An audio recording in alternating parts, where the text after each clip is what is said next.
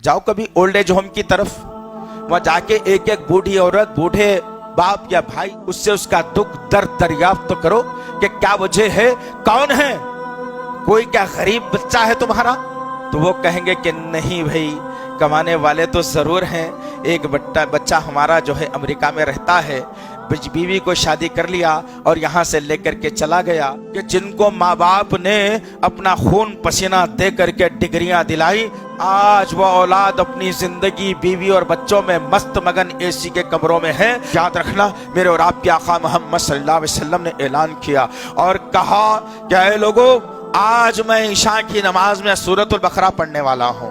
अल्लाहु अकबर। आनन फानन मदीने के दूसरे इलाकों तक, गलियों गलियारों तक ये बात पहुंची कि आज नबी कायनात सल्लल्लाहु अलैहि वसल्लम आज ईशा की नमाज में जो है ना सूरतुल बकरा पढ़ने वाले हैं।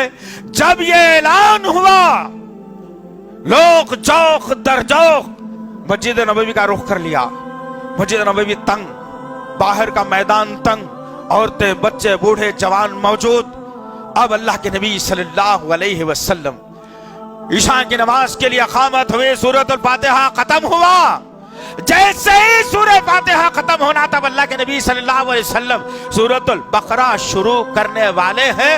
पीछे से एक मासूम बच्चे के रोने की आवाज आई। बच्चा रो रहा है। अल्लाह के नबी सल्लल्लाहु अलैहि वसल्लम ने उस बच्चे के रोने को और माँ के दर्द को देखते हुए इन्ना आतैना कल कौसर पर नमाज खत्म कर दी। साहबा किराम नमाज के बाद पूछे, या रसूलल्लाह, आपने तो कहा सूरतुल बकरा सुनाएंगे, लेकिन इन्ना आतैना पर खत्म। अल्लाह के नबी सल्लल्लाहु अलैहि वसल्लम ने कहा, तुम क्या जानते हो एक माँ के दर्द को, तुम्हारे नबी से पूछना। जिसकी माँ 6 साल की उम्र में निहत्ता यतीम बनाकर चले गई। हर माँ को देखता हूं तो मेरी माँ का चेहरा नजर आता है। मैं दिल तड़प गया, बच्चा जब रो लिया। मैंने सोचा कि उस माँ के दिल को तकलीफ हो गई। सूरतुल बकरा तो बड़ा 2-2.5 घंटे का हो जाता है। मैंने सोचा माँ के दिल को तकलीफ ना हो, इसलिए मैंने इतना आतना पर जो है ना इस सूरत को खत्म कर दिया। मेरे नबी के पास तो ये अहमियत थी माँ बाप की।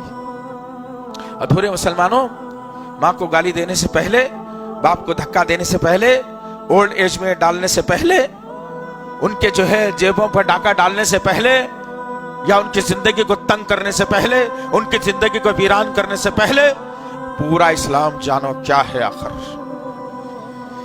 जाओ कभी एहसास पैदा करो, एक मुसलमान को तकलीफ हो तो पूरे मुसलमानों तकलीफ में शामिल होना चाहिए। जिस तरीके से एक उंगली को अगर जख्म हो तो पूरा जिस्म बुखार में मुब्तला होता है। जाओ कभी ओल्ड एज होम की तरफ, जाओ जी, कभी ओल्ड एज होम में जाओ। करीब करीब में बहुत खुल गए आजकल।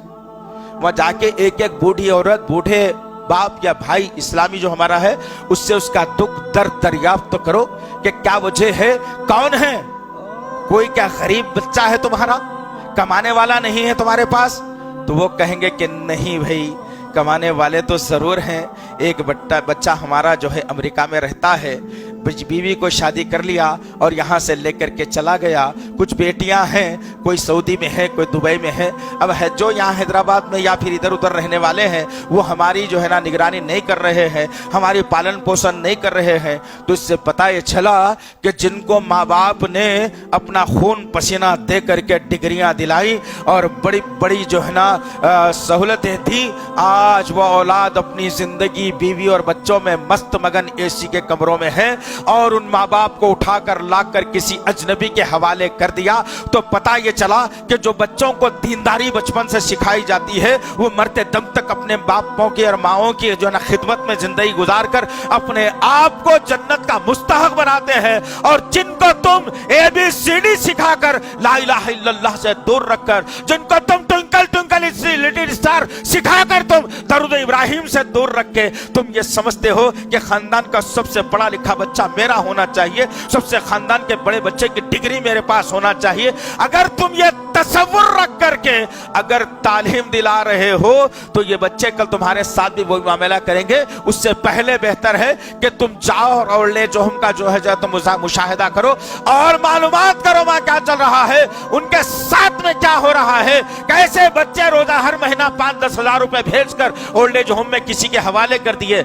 और उन्हीं में से मेरी कम इल्मी की बुनियाद पर एक लड़का अमेरिका में रहता था, जो को जहाँ लेकर चला गया, बच्चों को उसी स्कूल में डाल दिया, यहाँ का घर मुखफल कर दिया, जाते जाते माँ बाप को जो है ना ओल्ड एज होम के हवाले कर दिया। माँ रोज इंतजार कर रही है, बाप रोज इंतजार कर रहा है कि बेटा मेरा आएगा, हमें घर लेकर के जाएगा। बेटा आया नहीं, लेकिन एक वक्त आ गया कि माँ को हमेशा हमेशा के लिए मौत की नींद सुला दिया गया।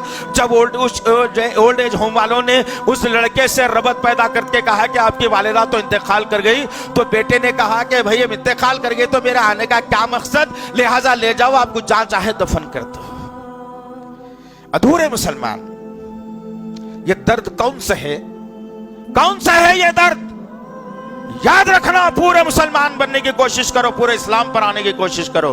एक वो वक्त था, आज मां मर गई, बेटा आने के लिए तैयार नहीं, इसलिए कि उसे दरूद इब्राहिम की अहमियत नहीं मालूम, उसे ला इलाहा इल्लल्लाह का तकाज़े नहीं मालूम, उसे रसूलुल्लाह की जिंदगी नहीं मालूम, उसे कुरान का पैगाम नहीं मालूम। उसे तो तुमने बड़े इंग्लिश स्कूल में पढ़ा दिया, अमेरिका को भेज दिया, कुछ पैसे भेजता रहा, जिंदगी गुजरती रही। जब तुम्हारे आजाद जवाब दे दिए, तुम काम करने के काबिल नहीं रहे, तो ओल्ड एज होम का तुमको जो है ना मुकद्दर तुम्हारा बना दिया गया। उस वक्त को भी याद करना कि अल्लाह के नबी सल्लल्लाहु अलैहि वसल्लम मदीने की सरजमीन पर है। एक माँ का दर्द बता रहा हूं मैं, ये दर्द का तुम लोग पूरे मुसलमान बनने की कोशिश करो और अपने माँ बाप के साथ अच्छा सलूक रवा रखो तुम, वरना फिर वो हालात होंगे जो आज कुछ नहीं है और हालात बिगाड़ दिए जाएंगे।